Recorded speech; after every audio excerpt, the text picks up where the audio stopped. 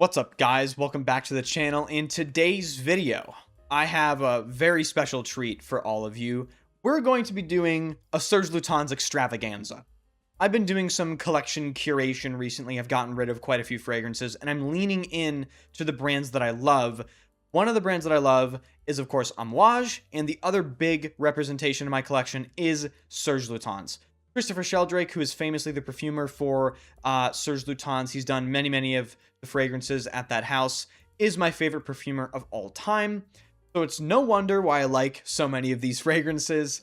In today's video, we will be unboxing a Palais Royal version of Rousse, which is apparently one of the greatest cinnamon fragrances of all time.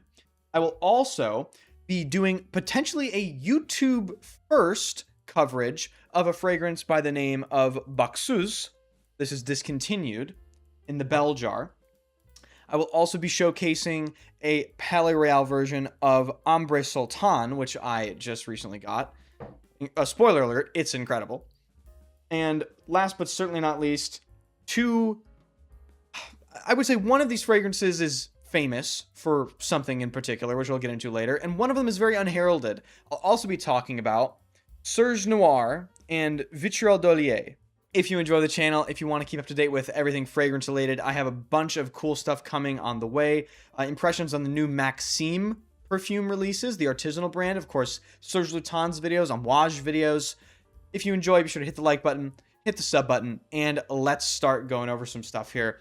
The first fragrance I want to cover is a rare beast. I did some research before, and I could only find one video on YouTube about this fragrance. And this is discontinued. It is called Baxeuse by Serge Lutens. This fragrance was incredibly difficult to find. First of all, I didn't even know it existed. And when I figured out it existed, I couldn't find it anywhere. Couldn't find any samples. Very little coverage in terms of YouTube. Very little reviews. So I kind of went into this blind, but as I did the little research I could do, I figured out this is essentially a fruity leather fragrance. And I love fruity leather fragrances. It might be my favorite, or one of my favorite types of leather perfumes. So I have it on a test strip right here.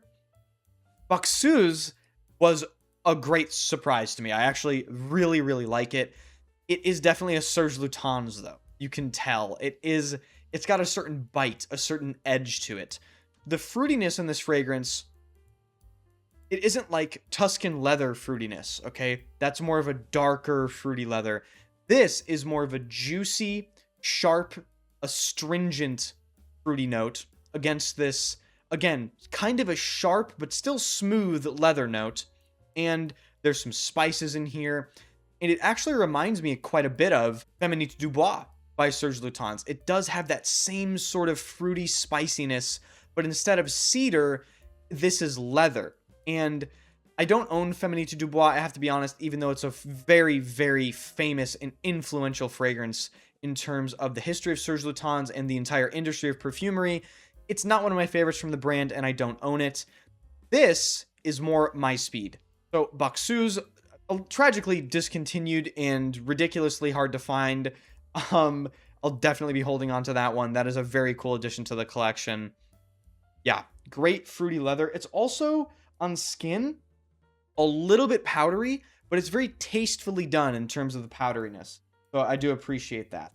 Okay, moving on, I want to feature arguably the greatest Serge Lutens fragrance ever made, in a lot of people's opinion. This is Ambre Sultan. This is the Palais Royal presentation. I did own this before, and I sold it. I owned it in a fairly modern bottle. I did really like it, but at the time, I was like, oh, I need to declutter some ambers. I have Chanel Le Lion. I have Parfumum Roma Ambre Aurea, and I just thought to myself, I'll just get rid of Ambre Sultan.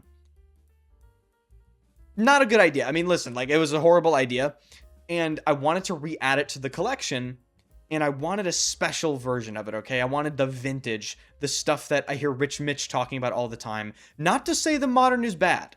You can get Ambre Sultan brand new for like $70. It's the best $70 you'll ever spend. I just, expanding my Serge Lutens collection, wanted, I guess, I wanted the Palais Royale because I prefer the label, I prefer the presentation, and I wanted to smell the vintage, you know? So, what does the vintage smell like? Well, it's recognizably Amber Sultan. You get the infamous oregano, herbaceous opening that's very green, it's in your face, unapologetic. But if I had to compare this to the modern version of Amber Sultan, I would just say that this is still, obviously, Amber Sultan. It's just more. You get more of the resinous aspects. It's a little deeper. It's a little stronger. It actually caught me off guard at just how much stronger, at least I perceive it to be. Maybe I'm misremembering. But again, I just want to emphasize this point. The modern version of Amber Sultan is absolutely phenomenal. It is still by far, one of the best amber fragrances on the market, and it doesn't even come close. Do not get like FOMO going and searching for a vintage bottle like me. It is definitely not worth it. It's not. So I'll just say that up front. But man, it is beautiful. I'm so happy to have that version in the collection. And it's just an incredible amber. Definitely more colder month suited. You could probably get away with wearing it up until the spring, but in the summer, it's a little heavy, in my opinion. Okay, moving on. I want to showcase a very unheralded Serge Lutens. This is Vitriol d'Olier. This is Serge Lutens does Carnation.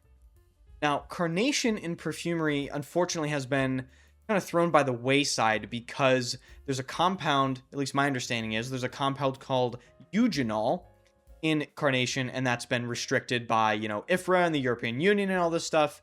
So Carnation fragrances, really, you don't see many of them. But this is a very overlooked Serge Lutens. In my opinion, this is unisex, leaning masculine. You get that beautiful, dry, spicy Carnation, but it's spicy in a floral way. And this also has cloves, so it's woody and spicy as well. There's quite a few different spicy aspects in this fragrance. You get the floral spiciness, maybe some warm woody spiciness from the cloves. And overall, I don't know why, it comes off to me as smelling like the color of the liquid. It is that sort of pale, almost flesh-like, purpley sort of color.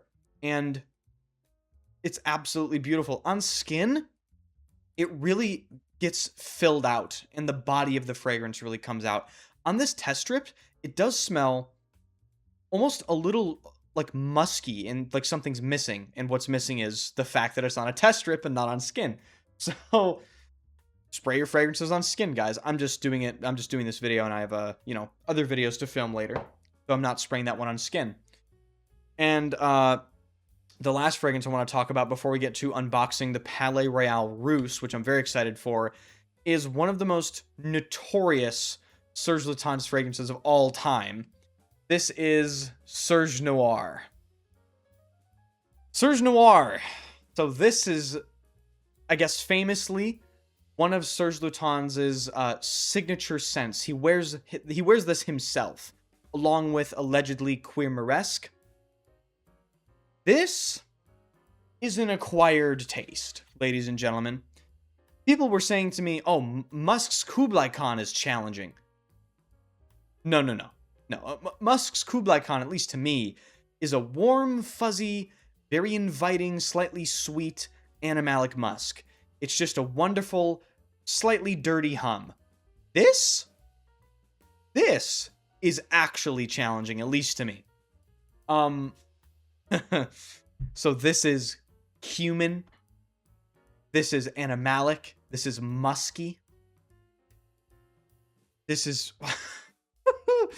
this is an acquired taste.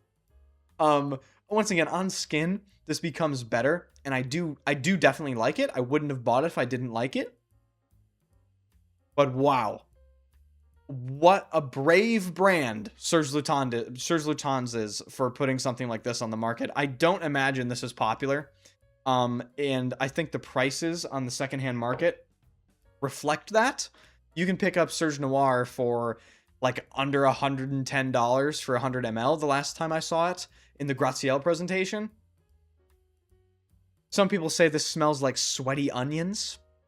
Some people say this smells like BO because of the cumin note. And I believe there's also cloves in here. It's interesting. I would compare this to fragrances like, God, Amouage Overture Man. But if you don't like Overture Man, this is even more challenging than Overture Man, in my opinion. The other thing about Serge Noir is there's a definite smoky quality to it. I would describe it like almost as like a TV static smoke, if you can remember that. It's just constantly sort of just staticky in the background. And I think that's coming from some frankincense in here as well. But predominantly what you get, at least in the opening, big cumin, sweaty, challenging, and particular. So with that being said, let's get into the main event. This is Palais Royale Rousse. Now, I have wanted this fragrance for so long. It's just one of those fragrances that does not pop up very often at all. And I bought this because Rich Mitch was talking about it, and he was saying this is an incredible cinnamon fragrance. It's one of the easiest Serge Lutens fragrances to wear. It's very approachable, and apparently it smells like a red hot, like a cinnamon red hot. I love cinnamon. It's one of my favorite perfumery notes. Spicy fragrances like this in general, it's one of my favorite categories of fragrance of all time. I have many different variations in this style. I have, of course, Arabi, Asiade. Maybe you could throw in Chanel Egoiste, Reckless Parfum pour Homme from Roja, Overture Man, like I mentioned. So, dying to rip into this. Let's break the seal.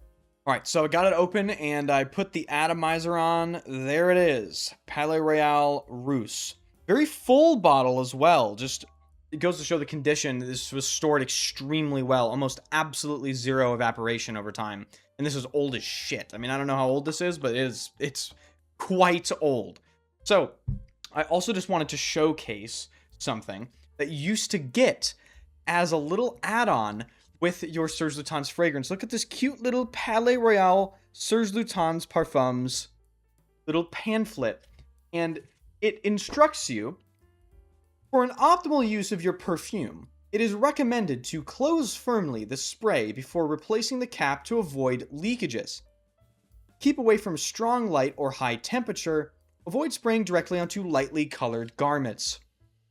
It's stuff like this that we just don't really get nowadays in modern perfumery. It's just such a little charming, nicety. It's not necessary. Of course, people understand to screw things on tightly before spraying and all that sort of stuff. But it's nice just to have it. And I don't know. I just feel like a lot of stuff like that is missing nowadays. I'm just going to go directly on skin with this. I've never smelled this fragrance. So let's just go right here. Sprays. And here we go. Palais Royale Rousse. Very excited about this. Ooh, I smell in the air. Oh, wow. It's woodier than I thought it would be, and it's also not as warm spicy as I thought it would be. It's distinctly a red / like orange smell, but it's cool spicy. It's very textured. You definitely get the cinnamon in that beautiful sort of, almost like a culinary spice way. It does remind me of those red hots you would put in cookies. It's absolutely beautiful. I fucking love it already, man. It's incredible. I don't know why they discontinued this. Maybe some sort of ingredient restriction, or, they just couldn't get the materials to make it anymore. But man, it's really a shame that this is discontinued, because this is one of, I would agree with Rich Mitch. This is immediately, to my nose, one of the easiest Serge Lutens fragrances to wear. It's just a wonderfully pleasant, spicy, cool smell. Continuing to smell it, there's something in the top that's giving it almost like a Christmassy jam sort of smell. It's maybe a citrus? Maybe I remember Rich Mitch saying there's like lemon in here or something, or like orange, candied orange. there is something distinctly, almost like a syrupy citrus, Christmassy, cinnamony feel about this. But what a fragrance. I mean, bring it back, Serge Lutens. It just, even if you ever reformulate it, I'm sure it would still be passable. Christopher Sheldrake is a magician. I'm sure he could figure something out. But yeah, absolutely love it. The condition of the bottle is fantastic for how old it is as well. I'm very, very happy with this. Hooray! So there we go. That is basically all these Serge Lutens additions I've made to the collection. Really just trying to complete everything that I want from the brand. And honestly, only other thing that I'm trying to hunt down is 5 o'clock Eau Gingembre. And I managed to find a bottle from the same seller as Rousse, actually. So I'll definitely make a video about 5 o'clock Eau Gingembre, which I'm very, very excited about, because that's a wonderful tea fragrance. And yeah, just excited to come to an end of filling out one of my favorite brands. You know, I've smelled them all. These are the ones that I like. And I'm just completely happy and content to just go on. Just go on with everything that I have. So if you enjoyed, be sure to subscribe to the channel, hit the like button, let me know what your favorite Serge Lutens fragrance is, and don't forget, guys, at 5,000 subs, I'm going to be ranking my entire Amouage collection. I have a Roja ranked list that might come out before this, but maybe it'll come out after this. So if that video's out, go check that out as well. And of course, you can fully expect me to do a Serge Lutens ranked list as soon as I sort of give it enough respect. Because that's a video I'm really going to put a lot of time into, a lot of respect. As one of my favorite brands, and I want to do it justice in a way, you know? Appreciate you guys watching. I can't stop smelling Rousse. I'm going to see you guys later.